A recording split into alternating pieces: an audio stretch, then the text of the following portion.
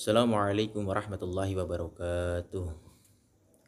Innal hamdalillah nahmaduhu wa nasta'inuhu wa nastaghfiruh wa na'udzu billahi min sururi anfusina wa min sayyiati a'malina may yahdihillahu fala mudilla lahu wa may yudlilhu fala hadiyalah.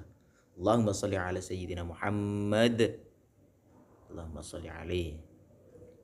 Awalan hayya bina nashkuru syukran katsiran ilallah alladzi qad ata'ana nikmatan katsiratan wa hiya nikmatan iman Islam wa kadzalika ihsan. Saniyan salatan wa salaman daimaini mutalazimaini ala habibina wa syafi'ina wa maulana Muhammad sallallahu alaihi wasallam alladzi qad hamalana minadh dhulumati ila nur wa kadzalika ila siratal mustaqim. Salisan najlisuhuna amamakum jami'an li ta'lim wa ta'allum. Ya, pertama-tama tidak lupa kita panjatkan puja dan puji syukur kita kehadirat Allah Subhanahu wa taala yang telah memberikan rahmat, hidayah serta inayahnya kepada kita semuanya. Sehingga kita masih bisa sehat, masih bisa kuat untuk menjalani hari-hari kita yang amat sangat berat. Yang kedua kalinya tak lupa juga kita aturkan kepada junjungan kita Nabi Muhammad sallallahu alaihi wasallam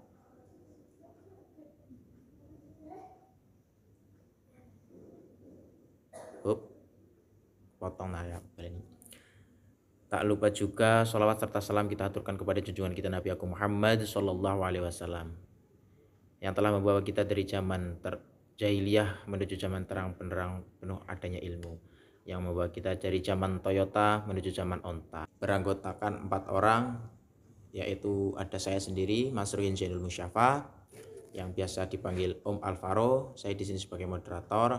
Kemudian ada saudari Ameli yang biasa dipanggil Tante Amel selaku pembawa materi 1.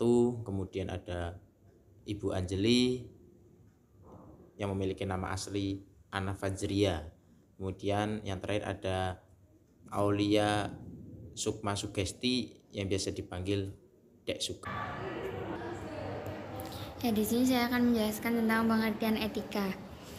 Etika adalah konsep penilaian sifat, kebenaran atau kebaikan dari tindakan sosial berdasarkan kepada tradisi yang dimiliki oleh individu maupun kelompok. Pembentukan etika melalui proses filsafat, sehingga etika merupakan bagian dari filsafat. Unsur utama yang membentuk etika ialah moral. Menurut para ahli, etika tidak lain adalah aturan perilaku, adat kebiasaan manusia dalam bergaulan antara sesamanya dan menegaskan mana yang benar dan mana yang buruk. Yang selanjutnya ada macam-macam etika. Etika deskriptif, yaitu merupakan usaha menilai tindakan atau perilaku berdasarkan pada ketentuan atau norma baik buruk yang tumbuh dalam kehidupan beragam bersama di dalam masyarakat.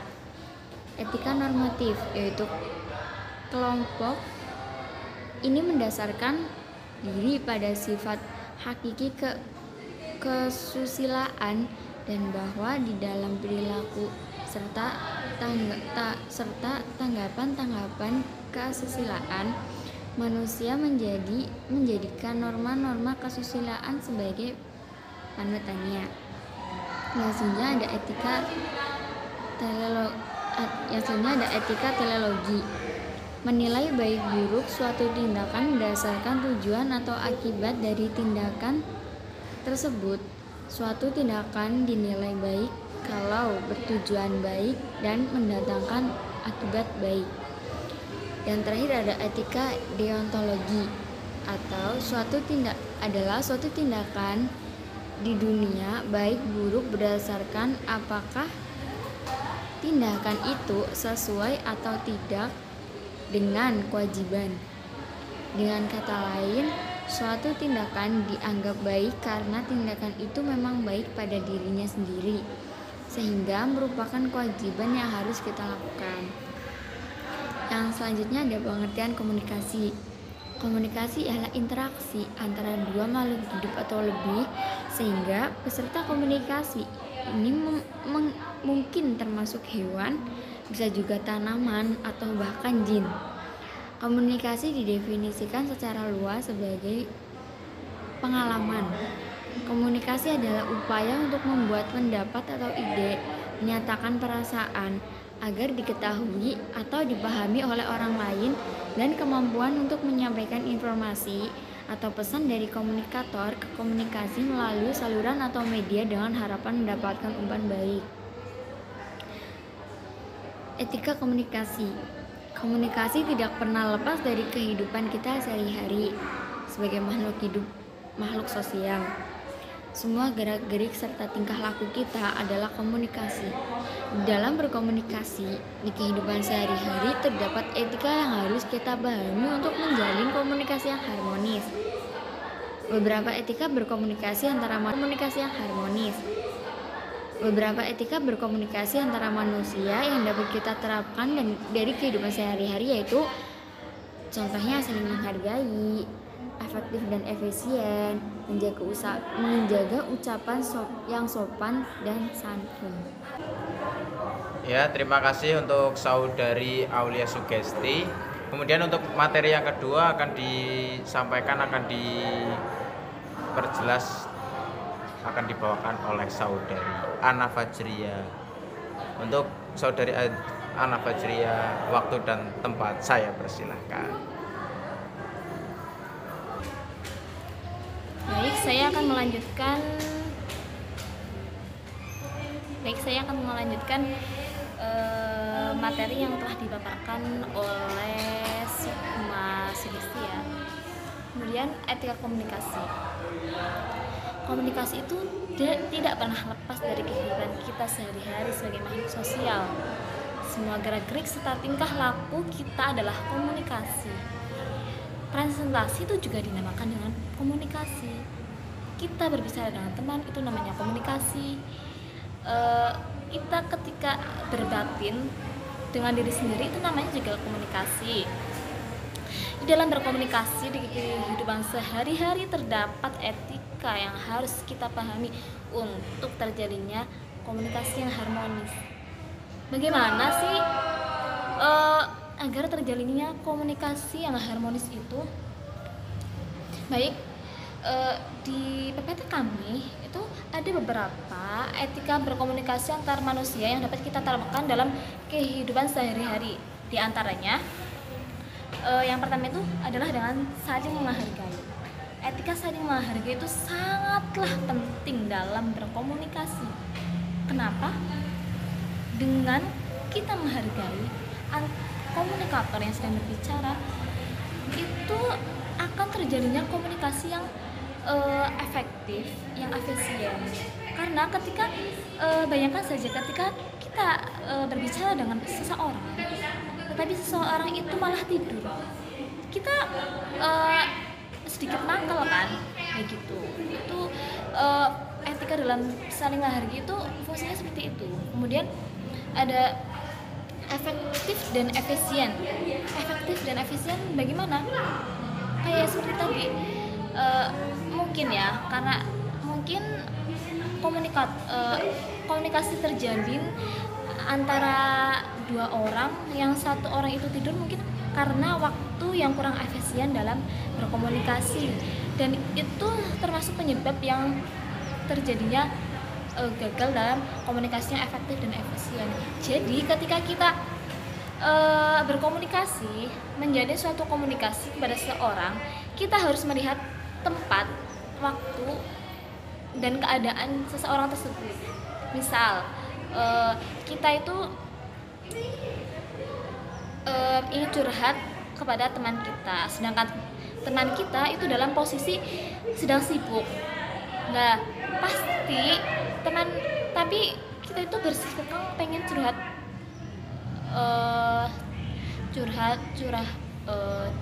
cerita kita kepada teman kita, padahal teman kita itu lagi sibuk. Pasti respon yang dilakukan oleh teman kita itu tidak efektif dan efisien, karena dia lagi sibuk dengan pekerjaannya sendiri, sedangkan ada orang yang berkonsultasi, jadinya kurang efektif dan efisien seperti itu. Kemudian Etika komunikasi yang ketiga itu ada menjaga ucapan ya. Nah, menjaga ucapan itu bagaimana? Ya dengan cara kita itu ketika berkomunikasi dengan seseorang, dengan siapapun itu, baik itu dengan hewan sekalipun, kita tuh harus menjaga ucapan kita, kata-kata kita. Jangan dengan kata-kata kotor, kata-kata tidak baik. Ya tahu sendiri ya, kata-kata kotor dan kata-kata yang baik itu yang bagaimana. Kemudian ada etika yang keempat itu ada sopan santun. Sopan santun ini lebih spesifik ke misal dalam etika berkomunikasi itu ada kategori-kategori yang harus kita ketahui bahwasanya ketika kita yang pertama itu ya kategori ketika kita berbicara dengan yang lebih tua itu bagaimana, etika ketika kita kepada yang sesama itu bagaimana, kepada yang lebih muda itu bagaimana, itu ada etikanya sendiri. Ketika kita berbicara dengan yang lebih tua itu etikanya berbeda dengan ketika kita berbicara dengan yang sesama. Bagaimana ketika kita berkomunikasi dengan yang lebih tua, ya kita itu harus memiliki rasa hormat dengan cara kata-kata. Misal kalau ini kalau di bahasa Jawa ya, misal saja ketika kita bicara dengan dosen, bapak saya ingin gitu. Kalau ke teman kita bisa aku, tapi kalau ke pak dosen itu saya. Kemudian intinya kalau ke yang lebih tua itu kita dengan rasa hormat, bicaranya dengan rasa hormat. Kalau dengan yang sesama itu ya biasa saja, tapi jangan dengan, walaupun dengan kata-kata biasa saja, kita jangan dengan kata-kata yang kotor ya. Kemudian kalau yang lebih tua kita harus punya komunikasi yang menjalin rasa kasih sayang kita kepada adik kelas kita, seperti itu. Sebenarnya masih banyak lagi etika berkomunikasi ya, tapi di sini cuma dicantumkan 4 untuk efisiensi waktu, jadi kita cuma mencantumkan 4 ya. Nanti bisa dicari lagi beberapa etika komunikasi di internet atau di buku-buku apa, bisa ditanyakan ke yang lebih tua atau ke siapa gitu. Kemudian etika komunikasi massa. Pengertian komunikasi massa tersendiri itu adalah komunikasi massa adalah suatu tempat organisasi yang kompleks dengan bantuan satu atau lebih mesin produksi dan mengirimkan pesan kepada khalayak yang besar, heterogen dan tersebar. Maksudnya komunikasi massa ini adalah lebih ke sosmed gitu ya. Kemudian adapun unsur komunikasi massa itu ada 3. Yang pertama itu tanggung jawab, yang kedua masalah etis, dan yang ketiga itu ada kebebasan pers. Kemudian dari unsur-unsur komunikasi massa tersendiri ini, tanggung jawab itu ya kita ketika meng-up suatu informasi ke khalayak umum itu harus benar-benar dipilih bahwasanya berita itu benar-benar real, jelas, tidak hanya berita yang menduga-duga gitu. Jadi ketika kalau memang kita mendapat berita yang kurang dipercaya tapi sama kita sudah di up di umum, kita harus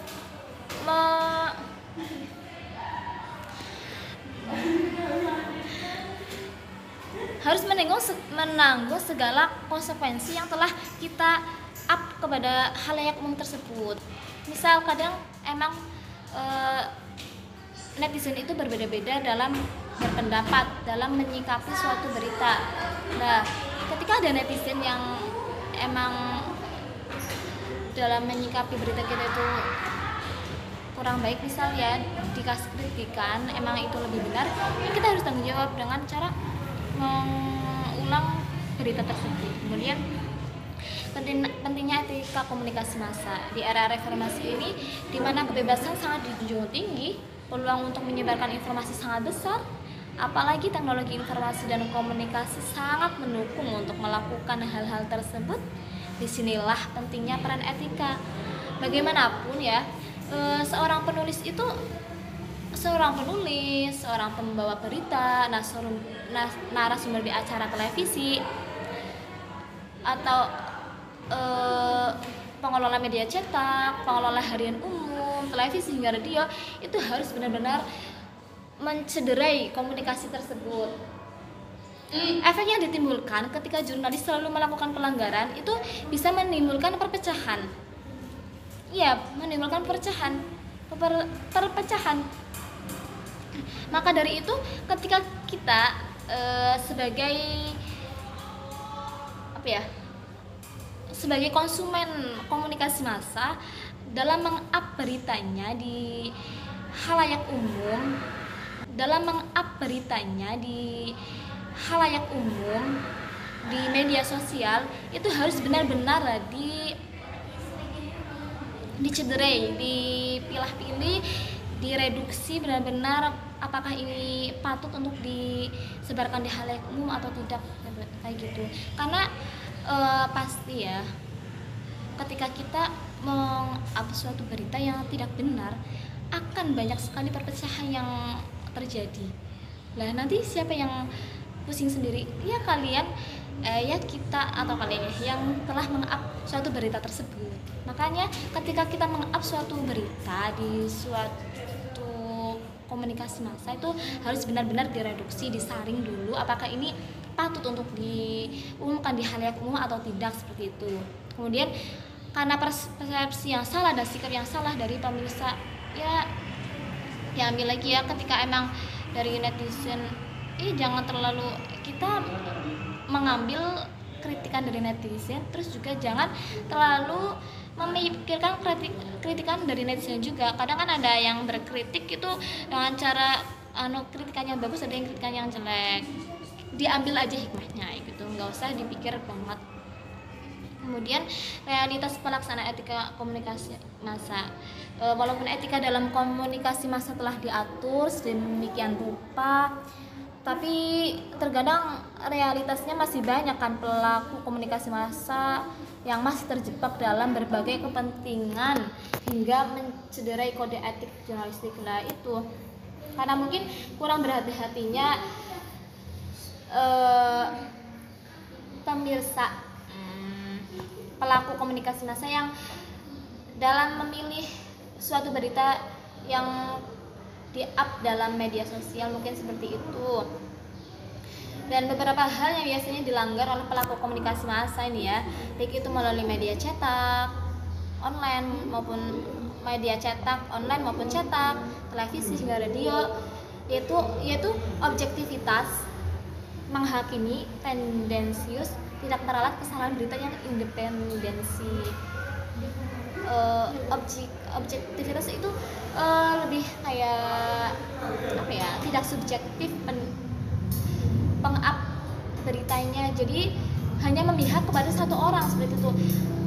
Sebenarnya itu enggak seperti itu ketika kita seperti itu ya. Kemudian salah satu yang menghalangi terciptanya etika tersebut ialah kepentingan titipan, bahkan kebiasaan plagiat kepada media lain yang tidak objektif. Itu termasuk hal-hal yang menghalangi terciptanya etika, maka harus benar-benar dipilah-pilih, direduksi ya teman-teman.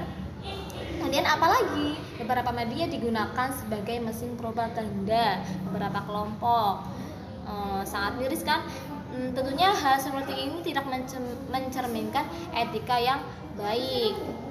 Oke, terima kasih. Nanti untuk materi selanjutnya ada materi jurnalistik yang akan dipaparkan oleh teman kita yang satunya lagi. Terima kasih. Kemudian saya akan melanjut dari materi yang tadi dibawakan oleh Mbak Anjali. Kemudian etik jurnalistik, kemerdekaan berpendapat, berekspresi, dan pers adalah hak asasi manusia yang dilindungi oleh Pancasila, Undang-Undang Dasar 1945, dan Deklarasi Universal Hak Asasi Manusia PBB.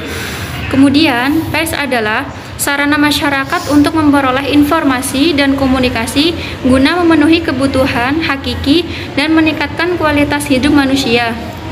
Dalam mewujudkan kemerdekaan pers itu, wartawan Indonesia juga menyadari adanya kepentingan bangsa, tanggung jawab sosial, keberagaman masyarakat, dan norma-norma agama.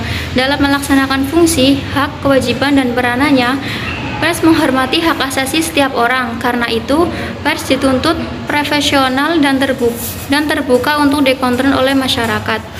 Untuk menjamin kemerdekaan pers dan memenuhi hak publik untuk memperoleh informasi yang benar, wartawan Indonesia memerlukan landasan moral dan etika profesi sebagai pedoman operasional dalam menjaga kepercayaan publik dan menegakkan integritas serta profesionalisme.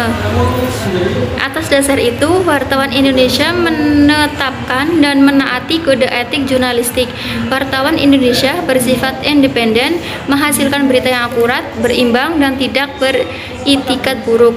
Wartawan Indonesia menempuh cara-cara yang profesional dalam melaksanakan tugas jurnalistik.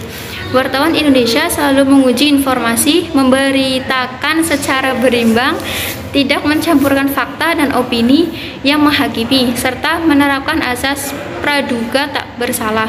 Wartawan Indonesia tidak ranahnya. Pers menghormati hak asasi setiap orang. Karena itu, pers dituntut profesional dan terbuka untuk dikontrol oleh masyarakat. Untuk menjamin kemerdekaan pers dan memenuhi hak publik untuk memperoleh informasi yang benar, wartawan Indonesia memerlukan landasan moral dan etika profesi sebagai pedoman operasional dalam menjaga kepercayaan publik dan menegakkan integritas serta profesionalisme. Atas dasar itu, wartawan Indonesia menetapkan dan menaati kode etik jurnalistik. Wartawan Indonesia bersifat independen, menghasilkan berita yang akurat, berimbang, dan tidak beritikat buruk. Wartawan Indonesia menempuh cara-cara yang profesional dalam melaksanakan tugas jurnalistik.